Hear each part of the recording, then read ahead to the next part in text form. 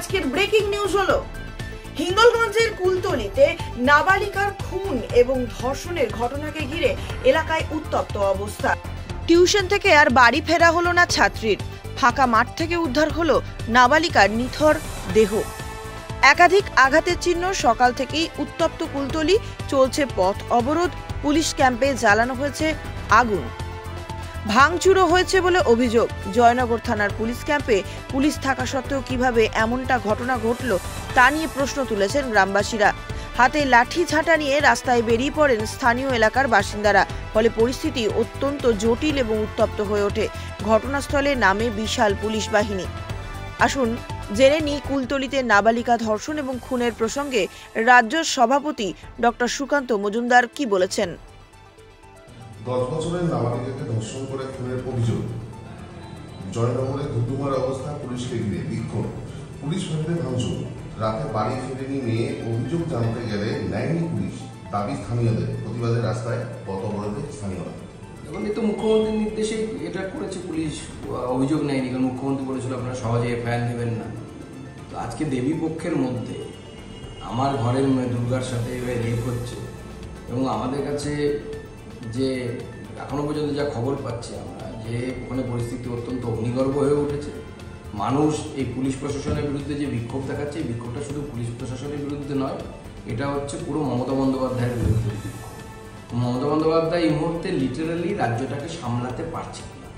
এই সরকারের যাওয়া উচিত, বাংলার মানুষের মঙ্গলের জন্য যাওয়া উচিত, নচেত বাংলার মানুষের ভবিষ্যৎ কিন্তু খুব অন্ধকারের দিকে যাচ্ছে। আমাদের ঘরের মেয়েদের যদি মান সম্মান ইজ্জত না থাকে, কোন দুর্গার পুজো করবো আমরা? কাকে নিয়ে উৎসবে মানবো? মুখ্যমন্ত্রীর কথা মতো বাড়ির মেয়েরা সুরক্ষিত থাকছে না, তুলে নিয়ে গিয়ে তাদেরকে ধর্ষণ করা হচ্ছে।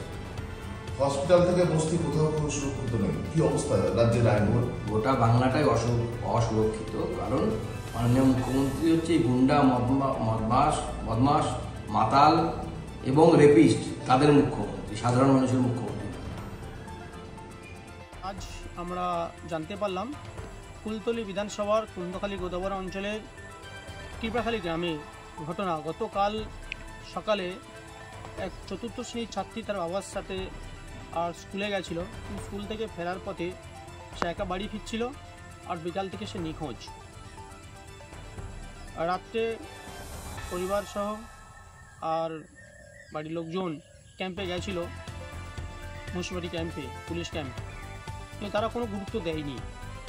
আজ ভোরে তার থেতলানো মুখ সহ মৃত অবস্থায় পাওয়া যায় বাড়ির কাছাকাছি। যেটুকু আমরা জানতে পারছি, সেখানে কিছু মুসলিম ছেলে তাকে কিডন্যাপ করে তুলে নিয়ে যায় এবং বেশ কয়েকজন এই ঘটনার সাথে জড়িত তাকে রেপ করে মেরে ফেলে দিয়ে গেছে। পুলিশ একজনকে অ্যারেস্ট করেছে, কিন্তু সেটা কতটা ঠিক আমরা বুঝতে পারছি না। কিন্তু এই রাজ্যে এই ঘটনা কত দিন কিভাবে চলতে পারে? এই রাজ্যে একটা মহিলা মুখ্যমন্ত্রী, আর সেই রাজ্যে দিনের পর দিন এই ঘটনা, এর বন্ধ হবে কবে? এর শেষ কবে আমরা জানতে চাই। পরিবারের উপর চাপ সৃষ্টি হচ্ছে। আমাদের কাছে খবর আছে কুলতলির এমএলএ গণেশ মণ্ডল এবং তার লোকজন উঠে পড়ে নেমেছে, যাকে পুরো বিষয়টা ধামাচাপা দেওয়া যায়। পুলিশ মানুষেরও প্রতিবাদী, মানুষ যারা প্রকৃতির বিচার চাইছে তাদের উপর অত্যাচার, লাঠিচার্জ চালাচ্ছে। এই খবর আমাদের কাছে আছে। পুলিশ তুমি কবে শিক্ষা নেবে আমরা জানতে চাই, এবং এই বিচারের জন্য আমরা সর্বতভাবে পরিবারের পাশে আছি। এর শেষ পর্যন্ত আমরা এই পরিবারের সাথে আছি। আমরা আছি, এই অন্যায়ের প্রতিবাদ আমরা করবই, এই অন্যায় আমরা রুখবই। এবং সারা পশ্চিমবঙ্গের মানুষের মতো এখানকার যে জনগণ, সাধারণ মানুষ যেভাবে রাস্তা নেমেছে, আমরা তাদের সাথে আছি।